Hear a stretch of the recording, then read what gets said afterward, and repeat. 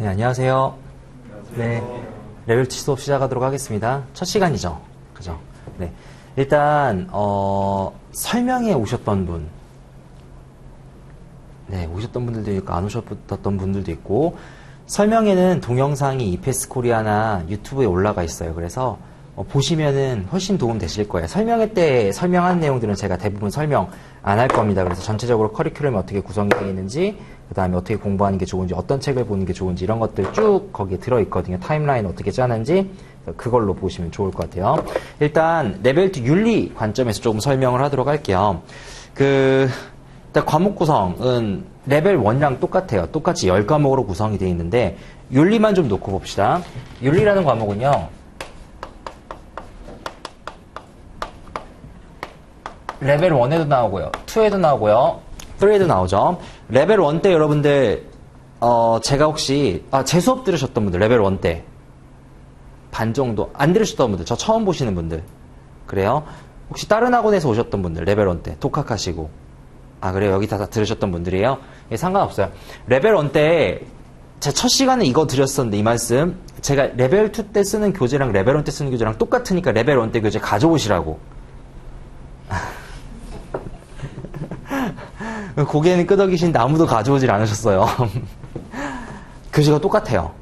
토시 하나 바뀌지 않았어요. 그냥 가져오세요. 어차피 필기 거기 다 돼 있을 거 아니에요. 핸드아웃도 똑같아요. 내용 설명 똑같거든요. 문제만 조금 더 풀 거예요. 그러니까 레벨 1 때 쓰셨던 교재 그대로 가져오시면 훨씬 더 도움 되실 겁니다.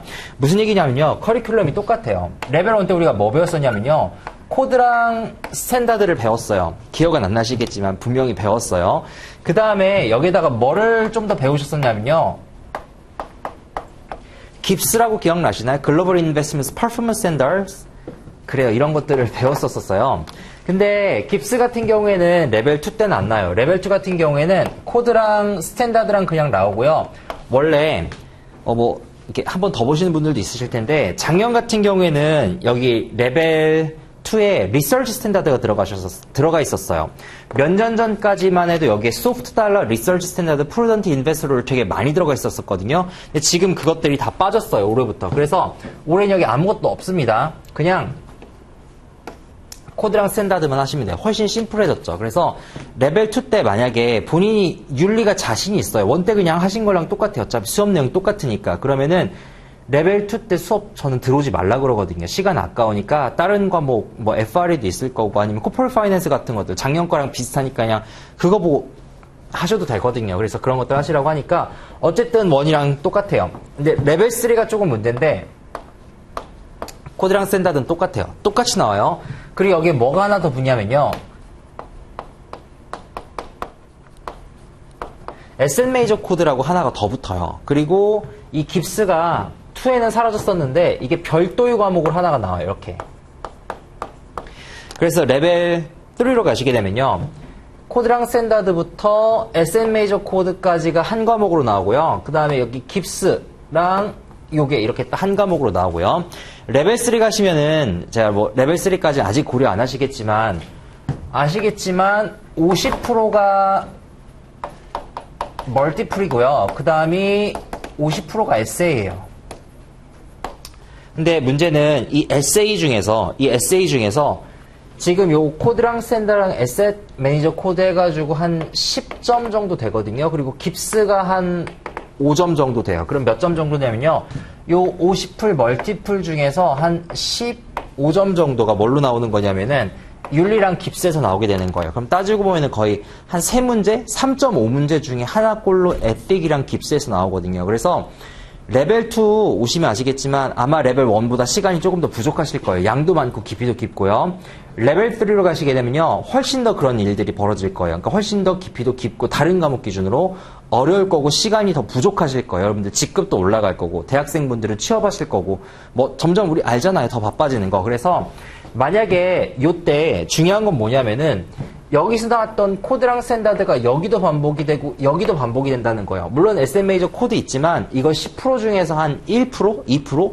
그 정도밖에 차지 안 하거든요. 결론적으로 중요한 건 뭐냐면은 만약에 내가 요때 요거를 잘 해놨다라고 하면은 요때도 쉬울 거고 요때도 쉬울 거예요. 레벨 2 기준으로만 말씀드리면은 레벨 1에서 본인이 열심히 하셨으면은 굳이 하실 필요 없어요. 수업 똑같은 거 왜 들어요? 그냥 독학하세요. 하시고 하실 수 있으시면 하시고 만약에 정 안 돼 한 번 더 들어야 되겠다. 그럼 그때 나오시면 돼요. 그 다음에 레벨 3 기준으로 코드랑 스탠다드 역시 중요하거든요. 그래서 만약에 이거를 레벨 1 때 안 하셨다라고 하면은 레벨 2 때 하시는 건 좋은 선택이에요. 2 때 하시고 3 때 그럼 과목이 똑같잖아요. 그러니까 시간 줄이실 수 있다고요. 그렇게 진행을 하시면은 에틱은 조금 더 쉽게 접근하실 수 있지 않을까 싶어요. 그리고 뭐 레벨 1 때 뭐 여러 가지 설명드리지만 일단 영어로 나오잖아요. 근데 어쨌든 제가 영어로 읽고 한글로 한번 해석해 드릴 거예요. 그래서 말이 레벨 1보다는 조금 더 빠를 겁니다. 왜냐하면 커버해야 되는 내용이 많기 때문에요. 그래서 그 점만 좀 이해해 주시면 좋을 것 같고 혹시 시간이 조금 오버되더라도 그 점도 조금만 좀 이해해 주시면 좋을 것 같아요. 5시보다 조금 넘어갈 수 있어요.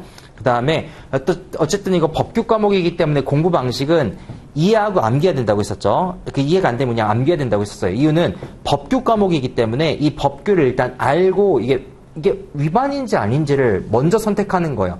위반이면 왜 위반인지를 선택하는 거고요. 그래서 일단 법규는 다 암기를 하셔야 된다는 것까지만 말씀드리고 진도 나가도록 할게요. 일단 스웨저 여러분들 받으신 거 있을 거예요. 뭐 레벨 1 때 받으신 거 가져오셔도 되고 레벨 2 때 받으신 거 지금 받으신 거를 지금 여기다가 필기를 하시고 레벨 3 때 그냥 그대로 가져오셔도 상관없어요. 그렇죠. 어차피 교재 똑같을 거니까요. 그래서 여기다가 필기를 잘 해놓으시면 훨씬 좋은 일이 벌어질 거예요. 레벨 3 가셔서. 자, 매번 레벨 3 때, 근데 레벨 3 때는 상대적으로 좀 강의 들어오시는 수강생 수가 레벨 2보다는 조금 더 줄어드는 거는 같아요. 왜냐면 이제 2년 동안 했으니까. 그래서 잘 정리를 좀 해 놓으셨으면 좋겠습니다. 일단 페이지는 1페이지를 보시면은 될 것 같고요. 뭐 늘상 나오는 거죠. 늘상 나오는 거. 일단 페이지 1페이지 전전 페이지 보면 로마자로 페이지 5라고 나와 있을 거예요. 로마자로 페이지 5라고 나와 있을 텐데 전체적인 과목 설명을 좀 드릴게요. 거기에 보면 Study Session 1이라고 해서 Ethical and Professional Standards라고 돼 있을 거예요. 그죠? Reading 1 and 2, Reading 3. Reading 3 같은 경우에는 레벨 1에서 없었던 거예요. 이건 케이스가 들어가 있는 건데 Reading 1 and 2만 나갈 거예요. 거의 대부분 여기서 시간을 쓸 거고요. Reading 3 같은 경우에는 밑에 뭐라고 돼 있냐면 Ethics Case Studies라고 돼 있죠? 케이스가 나오는 거예요. 그러니까 코드랑 스탠다드 배우고 이런 케이스도 있으니까 공부해보세요 라고 가르치는 거예요. 따라서 이거는 시간이 되면 나갈 거고 시간이 안 되면 어차피 문제 풀어보면 그게 케이스거든요. 그래서 시간이 안 되면 안 나갈 수 있다는 거. 그리고 밑에는 뭐 퀀트니까 위에 보시면 모듈 1, 2, 3 쭉 보시면 이거 다 뭐 스탠다드 1A부터 7B까지 배웠던 거죠. 그렇게 보시면은 될 것 같아요. 다시 페이지 1페이지로 오셔가지고요. 얘기를 좀 한번 해보도록 할게요. 레벨 1 때 배웠던 거 한번 생각을 해봅시다. 이거 굳이 쓰실 필요 없어요. 그냥 얘기 드리는 거니까요. 우리 금융위기 당시 2007년도, 2008년도 뭐 벌써 10년 됐네요. 그때 당시로 돌아가 볼게요. 이쪽에 상업은행이랑 주택 소유자가 있다고 한번 가정을 해볼게요. 그래서 여긴요. 뭐 홈 오너라고 생각해도 되고 홈 바이어라고 생각해도 되고요. 핸드아웃으로 따지게 되면요. 그리고 그 얘기 안 드렸네요. 한글로 돼 있는 건 핸드아웃이에요. 한글로 돼 있는 거. 한글로 돼 있는 건 핸드아웃이고 제가 영어로만 돼 있는 거를 2개 나눠 드렸을 거예요. 그렇죠? 영어로만 돼 있는 거를 2개 나눠 드렸을 거예요. 그 영어로만 나눠 된 것 중에서 Exhibit 1이라고 나온 거 있죠? Global Application of the Code and Standards. 이거는 규정집이라고 써놓으세요. 그래서 제가 규정집 보세요라고 하면 이거 보시면 되고요. 그 다음에 Practice Problems for Reading 2라고 있죠? 이건 이제 커리큘럼북, 규정집에 있는 문제예요. 레벨 1이랑 가장 큰 차이를 들라고 하면요. Practice Problems for Reading 2 보시면은 example 1번부터 아마 40 몇 번까지 있죠, 이 문제가? 40 뒤에 한번 넘겨보시겠어요? 40번인가? 쭉 넘겨보시면은 네, 40번까지는 문제 나오고 그냥 바로 보기 나오죠. 41번부터 46번까지는 어떻게 돼 있어요? 예, 퀘션이 6개가 들어가 있어요. 시험은 이렇게 나올 거예요. 시간이 되면 제가 아이템 세트도 하루에 하나씩 가능하면 좀 풀어드리도록 하겠습니다. 일단 내용도 좀 보도록 할게요. 그리고 핸드아웃 보세요. 핸드아웃의 페이지는 3페이지. 거기에 MBS의 세 가지 구조 있죠. MBS는 레벨 2의 픽스 인컴 쪽에서 배우시게 될 거예요. 그래서 그때 배우는 내용에 대한 그냥 배경 설명 정도라고 생각하시고 쓰실 거 없어요. 그냥 가볍게 들어보세요. 주택 소유자들이 home owners, home buyer, 주택 구매자들이 누구한테 대출을 받냐면요. 주로 상업은행한테 대출을 받아요. 우리나라로 따지게 되면 우리은행, 국민은행, 신한은행 이런 은행들. 이걸 미국에서는 커머셜 뱅크라 그래요. 상업은행이죠. 자, 상업은행이 삐뚤까요, 라인이? 자, 커머셜 뱅크가 홈 오너한테 뭘 주냐면요. 론을 지급해요. 론이라고 하는 건 대출이죠. 그럼 홈 바이어스는 여기에 대해서 뭘 지급하냐면요. interest, 이자랑 그 다음에 principal, 원금을 지급할 거예요. 그건 상업은행의 모델이잖아요. 그런데 상업은행 입장에서는 이 대출 상품이라고 하는 게 수익성이 높을까요, 낮을까요? 낮죠. 왜 낮아요? 여러분들 주택담보 대출금리 낮은 거 알잖아요. 우리 모두가 알고 있어요. 그럼 은행은 이 론 자체가 금리도 높지가 않은데 20에서 30년 정도 이 론을 보유를 한단 말이에요. 그러면은 내가 입사해서 몇 년 지나가지고 이 대출 실행되면 내가 퇴사할 때까지도 이거 다 만기되는 거 못 보고 지나갈 때도 있다고요. 굉장히 장기 대출로 이거를 저리로 대출을 하니까 커머셜 뱅크 입장에서는 돈을 더 벌고 싶은 거예요. 그래서 커머셜 뱅크 입장에서 이거를 어떻게 썼냐면요. 금융위기 전에. 자, 여기 홈 바이어스들이 뭘 갖고 있냐면요. 집을 갖고 대출 채권. 이거 홈 바이어스 입장에서 채무가 되겠죠. 그럼 커머셜 뱅크 입장에서 이거 뭐가 되냐면 채권이 될 거예요. 주택담보대출 채권이 되겠죠. 그쵸? 이거를 우리가 모기지 론이라고 하는데 이 모기지 론을 이렇게 많이 가지고 있을 거예요. 근데 얘들은 이거를 이제 어떻게 하냐면요. 이 수많은 모기지 론을 이렇게 선물 꾸러미처럼 패키징을 해요. 이렇게 패키징을 해서 이렇게 선물을 꾸려가지고 이 패키징한 선물을 SPC에다가 매각을 합니다. 자, 이 선물 꾸리는 과정을 뭐라고 하냐면요. 풀링한다라고 해요. 풀링을 해서 꾸러미로 묶어서 이거를 누구한테 넘기냐면요. 여기에 있는 SPC한테 매각을 해요. Special Purpose Company 또는 Special Purpose Vehicle 특수목적법인이라고 하죠. 페이퍼 컴퍼니예요. 그냥 한마디로 얘기를 하면요. SPC를 세워가지고 여기에다 매각을 해요. 그럼 매각을 하게 되면은 이제 채권이 이쪽으로 넘어오죠. 돈 받을 권리가 SPC로 넘어가는 거예요. 그리고 이거를 관리해줄 다른 관리법인 하나 세운다든지 어쨌든 그건 중요한 건 아니고 그럼 SPC는 요 주황색 채권을 담보로 해서 뭘 발행하냐면은 주식이나 채권을 발행해요.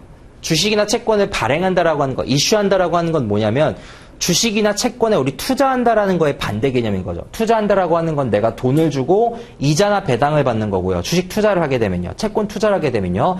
주식이나 채권을 발행한다라고 하는 건 반대 포지션이니까 우리한테 셀하는 거예요. 주식을 발행한다, 채권을 발행한다, 셀했다는 거예요. 그럼 주식이나 채권을 셀하면은 누가 있을까? 이걸 사는 사람이 있겠죠. 거기가 누가 있냐면요. 이렇게 인베스터가 있는 거예요.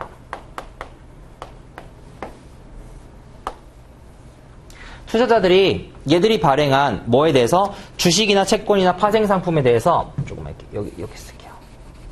얘들이 뭘 발행하냐면요. 여기에 대해서 주식이나 채권이나 파생상품을 발행한다라고 생각을 해봅시다.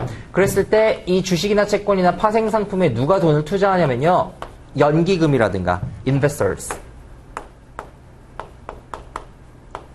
국민연금도 그렇고요. 그 다음에 커머셜 뱅크도 여기다가 또 투자를 해요. 자, 그럼 SPC는 요거를 우리가 뭐 한다고 하냐면요. 유동화한다 그래요. 주식이나 채권을 발행해가지고 얘들한테 그 상품을 발행하고 투자자들은 여기다가 투자금을 꽂아요. 왜 이런 짓을 하는지를 한번 생각을 해볼게요. 왜 이런 짓을 했을까요? 아까 말했듯이 커머셜 뱅크 같은 경우에는 이게 20년짜리, 30년짜리 채권이란 말이에요. 장기 채권이죠. 재미가 없어요. 수익률도 크지가 않아요. 그리고 20년, 30년 동안 내가 돈을 빌려주고서 이자 찔끔 받고 원금 찔끔 받는 거기 때문에 수익률이 크지가 않으니까 이 상품이 재미가 없는 거예요. 그럼 얘들은 어떻게 하려고 하냐면은 이 상품을 여기다가 팔고 이거를 유동화해가지고 주식이나 채권을 발행하면 투자자들이 여기에 대해서 이 주식이나 채권을 사는 거예요. 그럼 투자자들이 쏴준 돈이 요렇게 타고 들어서 누구한테 들어가냐면 커머셜 뱅크한테 들어가는 거예요. 그럼 한 번에 원샷으로 커머셜 뱅크 입장에서는 많은 돈이 들어오겠죠. 그럼 이 많은 돈을 가지고 얘들은 뭘 하냐면요. 또다시 대출을 일으키든지 아니면 다른 데다가 투자라든지 여러 가지 상품을 운영할 수 있는 여건이 생겨요. 플렉서빌리티가 생기는 거예요. 그럼 커머셜 뱅크는 이걸 가지고 돈을 한번 더 벌 수 있기 때문에 이득이겠죠. 그 다음 두 번째, 커머셜 뱅크 말고 이거를 주식화하는 과정에서 유동화하는 과정이라고 하는데 이걸 securitization 하는 유동화하는 과정에서 주식이나 채권을 발행하는 주관사 업무를 누가 해요? 증권사에서 하죠. 그 주관사, 증권사를 우리가 뭐라고 하냐면요. 인베스트먼트 뱅크라고 그래요. 우리나라에서는 증권사라고 그러고요. 미국에서는 커머셜 뱅크와 반대되는 인베스트먼트 뱅크, 투자은행이라고 그러죠. IB라고 우리가 얘기를 하기도 하고요. 투자은행들은요. 이 거래를 주선해요. 주식이나 채권 발행을 주선해요. 하면서 뭘 먹어요? 수수료 받죠. 주식이나 채권 발행 수수료를 떼고요. 예를 들어서 페이스북 상장할 때 모건스탠리가 상장 주관사였었잖아요. 모건스탠리랑 JP모건이랑 원래 한 법인 안에 있었어요. 근데 이게 1932년도에 글래스-스테이글법이 발행이 되면서 발효가 되게 되면서 상업은행은 JP모건으로 그 다음 모건스탠리는 투자은행, 증권사 업무로 나눠지게 된 거죠. 어쨌든 인베스트먼트 뱅크는 여기서 투자 주선을 하면서 얘들은 수수료를 먹어요. 그 다음에 그럼 여기서 이 돈을 쏴주는 투자자들은 왜 이런 짓거리를 하느냐. 자, 여기서 얘들이 이렇게 판 거를 투자자들은 원샷으로 큰 돈을 쏴주면 투자하는 거잖아요. 투자를 하는데 일반적으로 여기서 홈 바이어들이 정말 많이 있을 텐데 얘들이 원금과 이자 안 갚을까요? 갚겠죠. 왜 갚아요? 안 갚으면 집 차압 들어오니까. 그러니까 이 모기지론이라고 하는 것 자체가 굉장히 안전한 상품이에요. 근데 그 모기지론 수백 개, 수천 개를 풀링을 해가지고 이렇게 들고 오면요. 저쪽에서 홈 바이어가 예를 들어서 원금과 이자를 갚게 되면 원금과 이자가 이 SPC를 타고서 누구한테 들어가요? 인베스터한테 들어가게 되는 거예요. 즉 얘들한테는 뭐가 지급이 되냐면요. 쟤들이 갚는 interest랑 그 다음에 쟤들이 갚는 프린서플이 여기 인베스터한테 들어가게 되는 거예요. 근데 과정에서 여기 인베스트먼트 뱅크가 여기에다가 1% 뭐 정도의 추가 수익률을 더 보장을 해줘요. 무슨 얘기냐면 투자자들 입장에서는 어차피 홈바이어스 모기지론 은행이 대출해주고 이자 받는 그런 시스템보다 대출해주고 이자 받는데 거기다 1% 더 준대요. 국민연금 같은 경우는 500조 원 운영을 해요. 그러면은 1%면 5조 원입니다. 엄청난 돈이에요. 그 이자 1% 자체가. 그렇기 때문에 인베스터 같은 경우에는 이런 데다가 투자할 만한 더 좋은 요인이 있는 거죠. 안전한 상품인데도 불구하고 수익률이 높으니까 수많은 연기금들이 여기다가 투자를 했어요. 이게 뭐냐면 거기 첫 번째는 모기지 pass-through security라고 돼 있는 거예요. ABS, MBS라고 되어 있는데 어떤 느낌인지 아시겠죠? 모기지 pass-through security는 이거를 그냥 관통하는 법인이라고 생각하시면 돼요. 쟤들이 갖는 원금과 이자가 쭉 타고 들어와서 얘들한테 쭉 들어가는 구조예요. 이건 어렵지는 않죠. 그런데 이 상품의 단점은 뭐냐면은 여기는 인베스터들의 니즈가 다양할 거 아니에요. 그런데 인베스터들은 정말 세상에 많이 있겠죠. 근데 각기 다른 니즈를 가지고 있을 텐데 쟤들이 원금과 이자를 갚게 되면 얘들한테 들어가는 원금과 이자가 똑같아요. 누구나 동시에 받게 돼요. 근데 어떤 사람은 더 많은 리스크를 테이킹하고 더 많은 리턴을 원할 거고 어떤 사람은 반대에 있겠죠. 그럼 어떤 일이 벌어져요? 니즈가 다르다고요. 그럼 이거를 맞춰주는 게 누구 일이에요? 여기는 인베스트먼트 뱅크, 투자은행 일이죠. IB가 이걸 어떻게 설계를 하냐면요. 이렇게 설계하면 되겠네요. 예를 들어서 쟤들이 저기서 원금과 이자를 갚아요. 그럼 그 원금과 이자가 이렇게 타고 들어올 텐데 원금과 이자를 먼저 받아가는 시니어 트렌치라고 얘기를 해요. 우리가 먼저 받아가는 우선체로 먼저 발행을 하고 그 다음에 이 시니어 트렌치가 다 받아가면은 그 다음 받아가는 메자닌 트렌치를 발행을 해요. 그 다음에 메자닌이 받아가고 그 다음 남는 거를 가지고 분배를 하는 에코티 트렌치 이렇게 나눠서 발행한다고 생각을 해봅시다. 자, 어떤 느낌이냐면 저쪽에서 홈바이어가 인트레스트랑 프린서플을 갚아요. 인트레스트랑 프린서플을 갚게 되면 이게 go through, 이게 pass through 해가지고 열로 가는데 돈이 어디서부터 차냐면요. 쟤들이 원금과 이자를 갚게 되면 그 원금과 이자는 요렇게 요 시니어 트렌치부터 쭉 갚게 되니까 시니어 트렌치에 먼저 투자한 투자자들한테 지급이 될 거예요. 그 다음에 메자닌 트렌치에 차요. 그럼 얘한테 두 번째로 지급이 될 거고요. 그 다음 에코티 트렌치. 그런데 모기지라는 게 어때요? 신용 등급에 따라 못 갚는 사람도 나타나겠죠. 그러면은 에쿼티 트렌치에 투자한 사람들은 돈을 못 받을 수도 있지만 뭐 1000명 중에 부도율이 5%라고 하면 50명은 못 갚을 거 아니에요. 그럼 에쿼티 트렌치는 그만큼 리스크를 감당하지만 조금 더 높은 수익률을 받을 수 있도록 이거를 스트럭처링을 하는 거죠. 이게 뭐냐면은 여러분들이 알고 있는 거기에 있는 두 번째 동그라미 ABS의 CDO, MBS의 CMO 구조인데 어쨌든 Collateralized Mortgage Obligation, Collateralized Debt Obligation 이걸 우리가 MBS, Mortgage Backed Security라고 그래요. MBS가 뭐냐면은 모기지 백트 시큐리티라고 하는 건 모기지를 백트 근거로 하고 있는 시큐리티 주식이라는 거예요. 자, 내가 지금 주식이나 채권을 발행하는데 근간 상품이 뭐냐면 저쪽에 있는 모기지가 되는 거예요. 비단 모기지만 있을까요? 아니요. 모기지만 있는 거 아니에요. 자, 여기 지금 모기지만 제가 얘기를 했었는데 사실상 은행이 대출해주는 상품 굉장히 많아요. 스튜던트 론도 있죠. 학자금 대출, 오토론도 있어요. 자동차, 리스, 할부, 자동차 론도 있을 거고요. 크레딧 카드 론도 있어요. 세상에 수많은 대출 상품이 있다고요. 그 수많은 대출 상품들이 여기에 엄청나게 많을 텐데 그 크레딧 카드, 뭐 스튜던트 론 이런 것들도 여기다가 다 포함을 시켜가지고 자산을 만들어요. 그럼 그걸 우리가 뭐라고 하면 asset backed security라고 그래요. 자산이잖아요. 채권은 자산이잖아요. 자산을 근거로 하고 있는 security, 주식이라는 얘기죠. 그거를 발행을 해요. 그런데 이제 여기에서 그 밑에 세 번째 구조는 설명 한번 드려볼게요. 뭐 어려운 건 아니니까. 세 번째 구조는 저쪽에서 애들이 이자나 원금을 갚아요. 이자나 원금을 갚는데 이번에 IB가 이걸 어떻게 설계하냐면 야 이자만 받아갈 사람, 야 원금만 받아갈 사람. 이거 레벨 2 있다가 나중에 배우실 거예요. 픽스드 인컴에서. 그러면은 투자자들 입장에서 나는 이자만 받아갈래. 나는 원금만 받아갈래. 투자를 하는 거예요. 그럼 제가 저기서 이자를 갚으면 이자 갚는 애는 얘한테 들어가고 원금 받는 애, 그럼 원금 받는 애는 위에 있는 애 들어가고 이렇게 IO strip, interest only strip이라고 하거든요.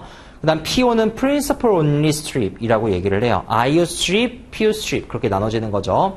그럼 IO strip에 투자한 사람들은 뭐를 노리는 거냐? 예를 들어 저게 변동금리 상품이라고 가정을 하면 시장의 이자율이 올라가게 되면 이자가 올라가면서 IO strip에 투자한 사람들은 수익률이 올라가게 되는 거예요.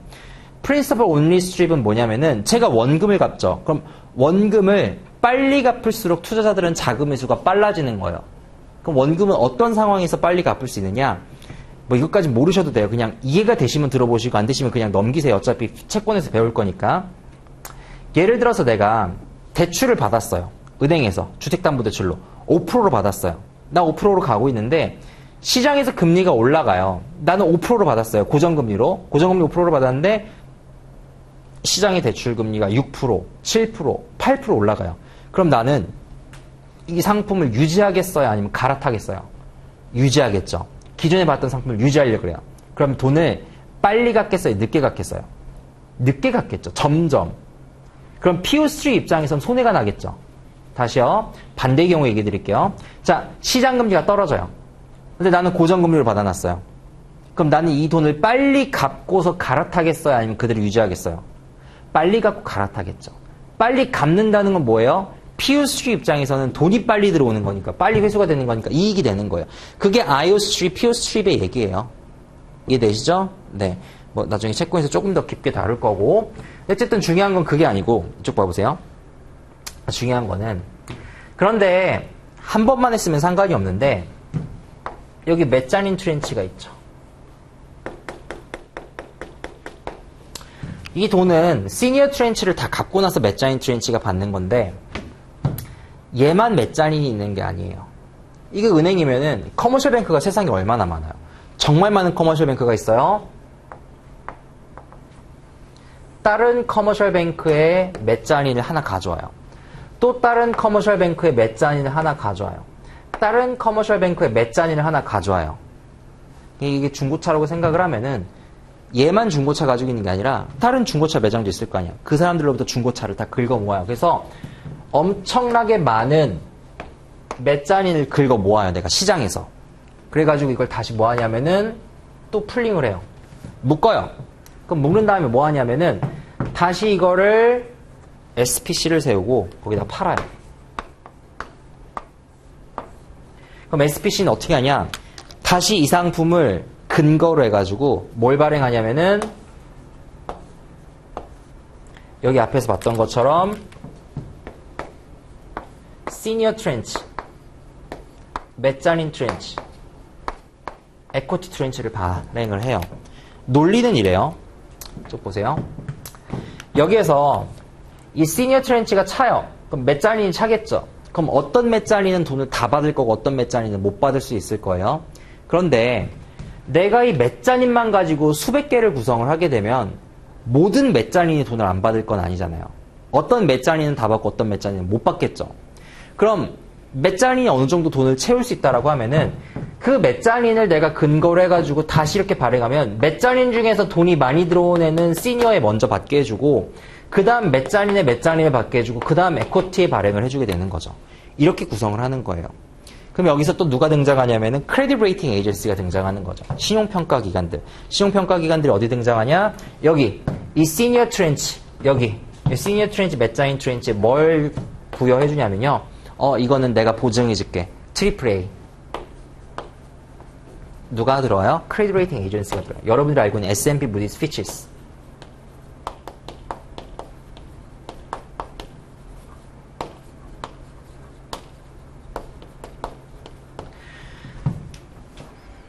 어디도 발행해줘요?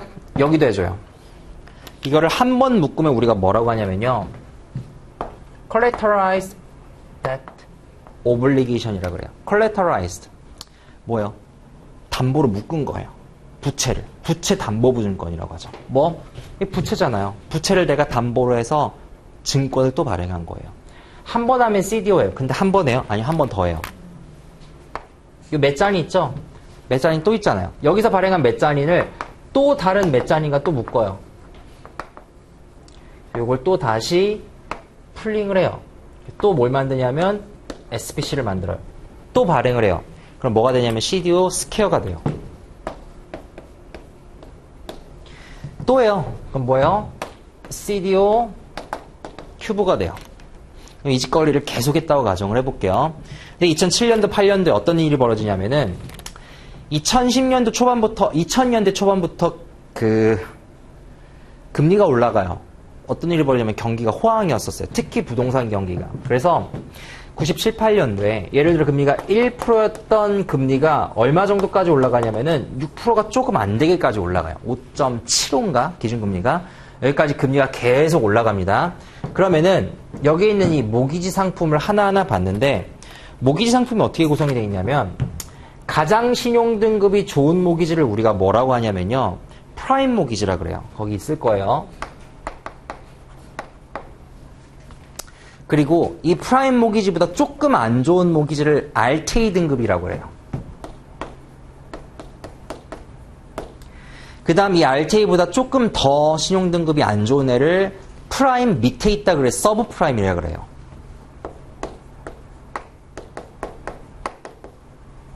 당시 부동산 경기가 워낙 좋다 보니까 이런 상품들이 많았었어요. 원금은 3년 동안 갚지 마. 이자만 갚아. 그리고 이자 갚다가 3년 되면은 부동산 가격이 오르잖아요. 그럼 그냥 이 주택 다른 사람한테 처분하는 거예요. 비싼 가격에. 그럼 나 원금 안 갚았죠. 그럼 3년 동안 이자 내다가 이자보다 주택가격 상승률이 높으면 다 이득이잖아요. 그러니까 주택시장이 버블이 계속 끼는 거예요. 어차피 원금 안 내게 해주니까 원금 안 내고 이자만 좀 감당할 정도 되면은 주택을 마구 늘려요. 그리고 3년에 팔아요. 그럼 이득이 되죠. 그럼 이자 내가 갚고서 이득이 되는 거예요.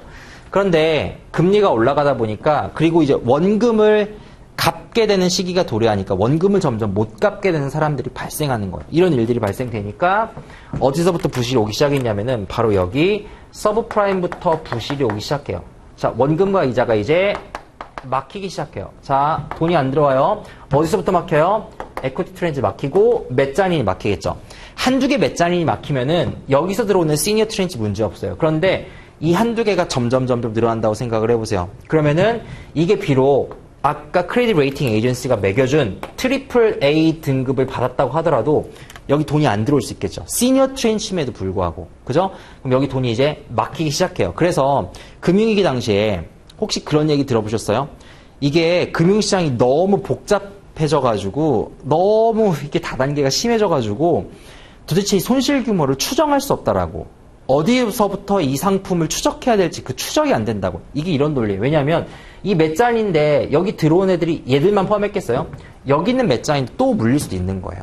그러니까 내가 몇 잔이를 묶었는데 이게 제 몇 잔이도 들어오고 제 몇 잔이 들어오고 그럼 제가 또 묶잖아요. 그럼 여기 있는 몇 잔이 또 들어가고 너무 얽히고 섞인 거예요. 이게 계속해서 이렇게 나아가다 보니까. 그럼 그 사이에 계속해서 크레딧 레이팅 에이전시는 계속 신용등급 발행해주면서 돈 벌었고 IB는 계속해서 유동화해주면서 돈 벌었고 그 과정이 된 거죠. 그래서 일단 금융위기의 단초가 시작된 건 저기 서브프라임 모기지 사태가 저기서부터 발생이 된 거예요. 근데 금융시장이 여기서 한 발 더 나갔었거든요. 어떻게 나갔었냐면은 자 저쪽에서 돈이 막히게 되면은 여기에 있는 CDO 스퀘어, CDO 큐브는 부도가 나게 돼 있어요. 근데 예를 들어서 이 골드만삭스라든가 모건스탠리가 CDO 상품을 당시에 투자자들한테 발행을 할 때 어떻게 발행했냐면요. 자, CDO 상품은 좋은 상품이라고 했겠죠. 좋다라고 하는 거는 이 가격이 올라간다는 거예요. 그럼 CDO가 가격이 올라가려면 부동산 시장이 호황이 와야 돼요. 그죠? 다시 말해 CDO 상품을 발행한다, 판다라고 하는 건 CDO 상품이 가격이 올라갈 거다라고 생각을 하고서 파는 거예요. 그렇게 믿고 고객한테 파는 거예요. 그런데 얘들이 CDO 상품이 가격이 올라갈 거다라고 믿고 고객한테 파는데 자기네들도 불안했던 거예요. 그걸 알았어요. 이게 불안해질 수 있다라는 사실을 그 청문회 때 밝혀졌죠. 걔들이 불안하니까 이 상품을 어떻게 했냐면은 팔면서 보험을 가입해요. 그게 여러분들이 알고 있는 혹시 크레딧 디폴트 스왑이라고 들어보셨나요? 네, 크레딧 디폴트 스왑에 가입을 해요. 그래서 CDO를 팜과 동시에 크레딧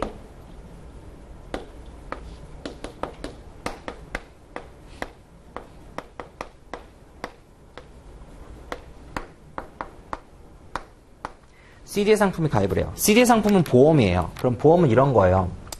쉽게 생각해서 보험 가입자가 있어요. 그리고 보험을 발행한 발행사가 있어요.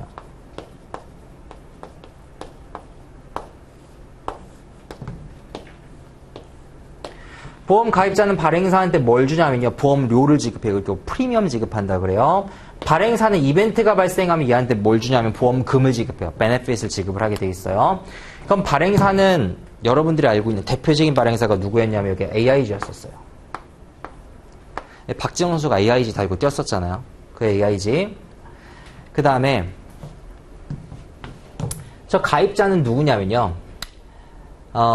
여러분들 흔히 알고 있는 골드만삭스나 모건스탠리나 크레딧 아굴레라나 이런 투자은행들이었었어요. 가입을 하고서 발행사한테 계속해서 이제 보험금을 내왔었죠. 그러면은 얘들 입장에서는 이거는 안전상품이 아니라 이제 부동산이 올라가면은 이득을 보는 거고, 혹시나 거기서 부도가 나면은 크레딧 디폴트 스왑을 통해서 내가 거기에 대해서 보험금을 받아가지고 해지를 하려고 했던 거죠. 근데 문제는 뭐냐면은 이 CDO 상품이 이제 문제가 생기면서 이게 부도가 나기 시작해요. 부도가 나고 그러면은 여기 있는 보험 가입자들은 발행사한테 뭘 달라고 해야 돼요? 보험금 청구를 해야 될 거 아니에요. 근데 가입자가 많았던 거죠. 한두 군데가 아니었던 거예요. 주변에 이 AIG 주변으로 도이치뱅크, 모건스탠리, 크레딧 아골레, 골드만삭스 이런 애들이 질비했던 거예요. 그러면은 조그만한 프리미엄 받아가지고 이득을 내야 되는데 되게 우리 보험금 청구했을 때 받는 베네핏이 훨씬 더 크죠. 우리가 내는 보험료보다. 왜요? 그 상품에 대한 이벤트가 거의 웬만하면 발생하지 않을 거다라고 예상을 하는 거예요. 근데 그 이벤트가 동시다발적으로 발생하니까 이 발행사 입장에서는 물어줘야 되는 보험료가 너무나 천문학적인 거예요. 근데 문제는 이 보험료를 지급을 안 하게 되면 자, 가입자 누구라고요? 투자은행들이에요. 투자은행들은 뭐 하는 기관들이냐면 증권사들이에요. 그럼 이 증권사들이 이 돈을 못 받으면 부도가 날 거예요. 그럼 증권사에 돈을 대줬던 사람들은 누구예요? 투자은행들의 커머셜 뱅크들, 국민연금, 이런 연기금들. 이 증권사에 뭐예요? 돈 좀 굴려줘라고 돈을 위탁한다고요. 그 돈을 가지고 이렇게 투자를 했던 거예요. 그럼 만약에 처음에는 AIG가 부도가 나겠죠. AIG가 부도가 난 다음에는 투자은행이 부도가 날 거예요. 그럼 투자은행이 부도가 나게 되면 투자은행에 돈을 빌려줬던 커머셜뱅크도 부도가 날 거예요. 그럼 커머셜뱅크가 부도 난다는 거는 거기에 돈을 예탁한 여러분들이 원금 손실을 볼 수밖에 없다는 내용이에요. 그리고 국민연금이 자금 운용이 힘들어진다는 거예요. 그래서 미국 정부에서 어떻게 했었냐면은 여기 AIG의 구제금융을 해줘요. 얼마 해주냐면 170조. 70 빌리언 US 달러로. 당시 환율로 따지게 되면 240, 50조 정도 돼요. 당시 삼성전자 매출액이 한 200조 원이 안 될 때였었거든요. 영업이익이 20조가 안 될 때예요. 20조 됐겠네요. 그럼 영업이익은. 자, 240, 50조 정도를 지급을 해요. 왜? 보험금 지급해야 되니까. 보험금 지급하라고. 자, 그럼 문제는 뭐였냐면 얘들이 보험금을 받아요. 그럼 잘한 거잖아요. 사실 투자은행 입장에서 잘 해칭을 한 거죠. 그럼 잘 해칭했으니까 직원들 뭘 줘야 돼요? 인센티브를 줘야 되는 거예요. 그래서 인센티브를 막 주기 시작했어요. 그 과정에서 월가에 대한 시위가 일어나게 된 거고요. 우리가 세금으로 이거를 메꿔줬는데 너희들이 여기에 대해서 성과보수 잔치를 하는 게 말이 되냐라고 했던 게 월가 시의 핵심이고요. 어쨌든 중요한 거는 이게 상품 규모가 어느 정도 했었냐면요. 여기에 있는 모기지 시장, 이 모기지 시장 있죠? 이거를 $1 트릴리언 정도로 봐요. 조금 더 넘어요. $1 트릴리언 정도 되는데 여기에 있는 CDO 시장을 $10 트릴리언 정도로 봐요. 여기 있는 CDO 시장을 60로 봐요. 우리나라 1년에 벌어들이는 GDP가 1.5 트릴리언 달러 정도 되거든요. 1.5조 달러 정도 되거든요. 그러니까 어마어마한 버블이 형성이 됐었던 거죠. 근데 이 과정에서 이제 지금부터 윤리 과목으로 들어가요. 이건 그때 이제 배경 설명 드렸던 거고요. 골드만삭스가 2009년 10년으로 넘어가면서 $550 밀리언 달러의 벌금을 맞아요. 당시 환율로 따지게 되면 한 7,500억 정도? 그러니까 역대 벌금 사상 최고예요. SEC로부터 부과를 받아요. 그때 기소됐던 내용 중에 엄청나게 많은 내용들이 있겠지만 주된 내용들이 뭐가 있었냐면 일단 첫째, 골드만삭스가요. CDO 상품이 부도가 날 줄 알면서도 투자자들한테 이거를 권했어요. 무슨 얘기냐면요. 이 상품이 안 좋음에도 불구하고 투자자들한테 권했다고요. 그리고 이 상품이 굉장히 위험한 상품임에도 불구하고 이 상품을 투자자들한테 권했어요. 뭐 위반일까요? 우리 레벨 1에서 이렇게 배웠었잖아요. 뭐 위반일 것 같으세요?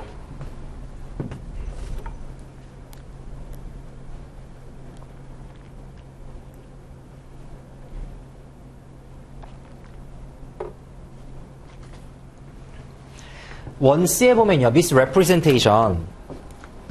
자, 기억을 더듬어 보세요.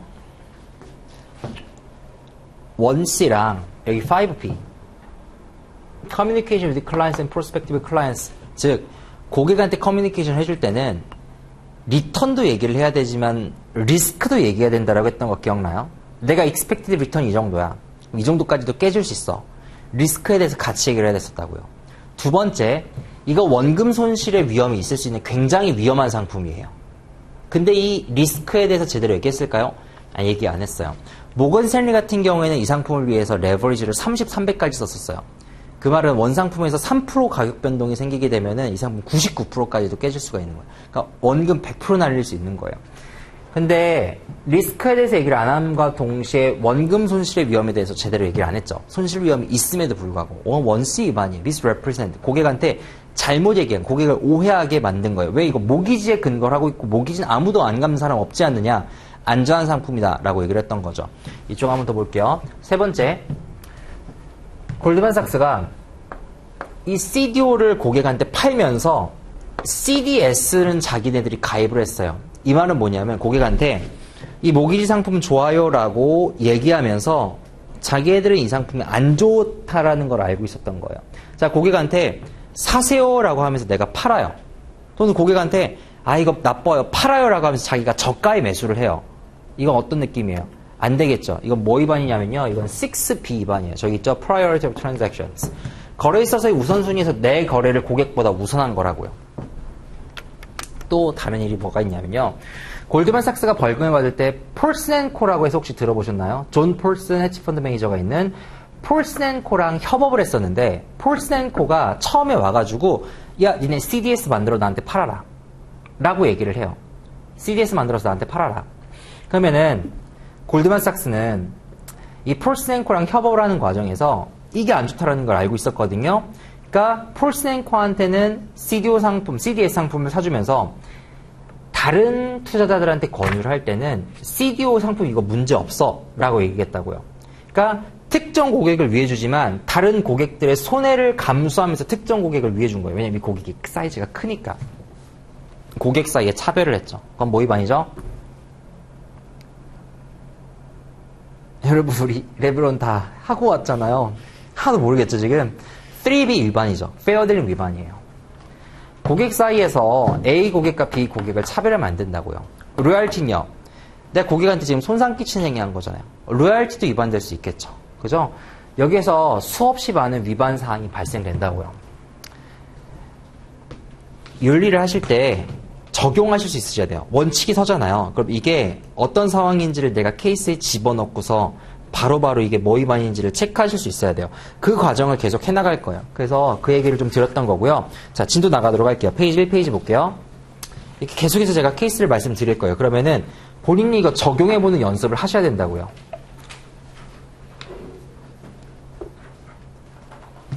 페이지 1, 페이지 1페이지 보시면 페이지 1 exam focus라고 되어 있는데 이거 읽으실 필요 없어요. 밑에 LOS 1A 옛날 책 보시는 분들도 있을 거예요. 이거 뭐 인터넷도 나가니까 옛날 책 보시는 분들도 있을 텐데 제가 웬만하면은 1A 그러니까 페이지 수는 가능하면 얘기 안 하고 뭐 둘 다 얘기를 하든가 1A나 아니면 단원으로 얘기를 해드릴게요. 그러니까 좀 잘 따라주세요.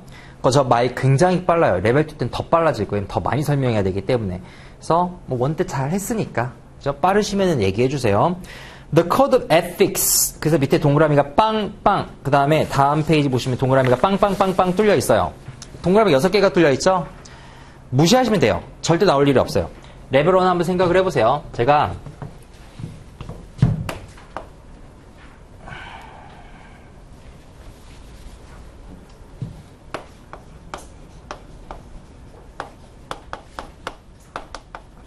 Code of Ethics랑 Standards of Professional Conduct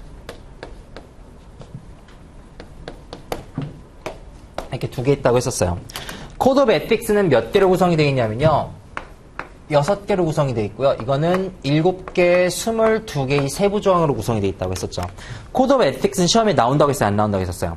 절대 안 나온다고 했었죠. 뭐랑 똑같다라고 말씀드렸냐면 이거는 윤리 같은 거예요. 뭐 지금 윤리니까 이게 배우는 게 윤리 같은 건데 이 윤리 규정을 바탕으로 윤리 규정이 아니죠. 이 윤리 규범을 바탕으로 내가 이건 뭘 만든 거냐면요. 법규를 만든 거예요. 예를 들어서 계속해서 원때 했던 얘기인데 부모님한테 효도해라. 뭐 착하게 살아라. 성경에 나온 말씀 있잖아요. 세상에 안 착한 사람 다 착하지 않아요? 소개팅 해보시면은 다 착하대. 성격은 다 좋아요. 그죠? 정말 많은 소개팅을 해봤지만 성격 나쁘다는 애는 보질 못했어요. 그렇지 않아요? 다 착하대요. 세상에 나쁜 사람이 없어요. 그러면은. 근데 그렇지 않다는 거 여러분 알잖아요. 그럼 우리 어떻게 해요? 규칙을 세우죠. 이거 하면 나쁜 놈이야. 마약 가져오면 나쁜 놈이야. 범죄를 저지르면 나쁜 애야. 예를 들어서 내부 정보를 써서 미공개 거래를 하면 너 나쁜 놈이야. 규칙을 정하잖아요. 예를 들어서 벌금 얼마 때문에 너 이거 나쁜 놈이야. 과속 몇 킬로 하면 나쁜 놈이야. 안전운전하세요 라고 하면 안전운전 다 안전운전하죠. 과속운전하는 분 보신 적 있으세요? 어떤 게 과속운전이에요? 규정이 되게 그러니까 기준이 되게 애매모호하다고요. 그 기준을 세워줘야 돼요. 예를 들어서 학교 앞에서 30km 넘어가면 위반이야. 이렇게 법규에서 그럼 시험이 나와야 돼요. 여기 위에서는 시험이 나올 수가 없어요. 이건 시험 문제를 만들 수가 없어요. 그게 6개의 동그라미예요. 근데 이걸 가지고 우리가 법규를 만드니까 이 법규는 어떻게 하셔야 돼요? 암기하셔야 되겠죠. 그 법규가 밑에 있는 로마자로 되어 있는 7개요. Professionalism, Integrity of Capital Markets, Duties to Clients, Duties to Employers, Investment Analysis, Recommendations and Actions, and Conflicts of Interest and Responsibilities of CFA Institute Members or Candidate 이라고 되어 있죠. 자, 그 7개의 조항을 제가 여기다가 써놨고요. 오른쪽에 써놨고요. 그 다음 그 밑에 페이지, 이 페이지 밑에 쭉 그냥 계속 보세요. LOS 1B 보시면 Standards of Professional Conduct에서 Professionalism 밑에 보시면 1A, B, C, D, 2A, B, C, 3A, B, C 쭉 있죠. 그 내용 여기다가 제가 써놓은 거예요. 일단 자 이렇게 암기를 하세요. 레벨 2 때도 이거 암기하시면 정말 이거 암기하시면 너무 좋아요. 일단 제일 밑에 코드 오브 에틱스가 밑에 깔려 있는 거예요. 코드 오브 에틱스가 이 밑에 이렇게 그냥 땅처럼 깔려 있는 거고 그 위에 건물을 짓는 거예요. 그랬을 때 제일 먼저 프로페셔널리즘. 프로페셔널리즘이라고 하는 그 네 가지는 뭐냐면 여러분들이 CFA members and candidates로서 앞으로 윤리 규정을 지켜나가야 될 텐데 그 fundamental responsibility 이해되세요? 가장 기본적인, 가장 기초적인 책임과 의무란 거예요. 그 다음에 그 위에 우리가 뭘 쌓을 거냐면은 여러분들이 자본시장에서 맞닥뜨리는 4가지 파티를 여기다가 세울 거예요. 그게 첫 번째는 자본시장일 거고요. 두 번째는 고객일 거고요. 세 번째는 여러분들의 직장일 거고요. 그 다음 네 번째 여러분들 일에 대한 부분이에요. 그래서 두 번째는 integrity of capital markets. 자본시장에서의 어떤 정직성, 고결성, 성실성을 지켜주는 거. 그 다음 세 번째는 duties to clients. 고객에 대한 의무. 네 번째, duties to employer. 이건 뭐예요? 고용주에 대한 responsibility. 다섯 번째는 내 일에 대한 부분. 그 다음에 이런 거에서 뭐가 발생되냐면은 갈등이 발생될 수밖에 없어요.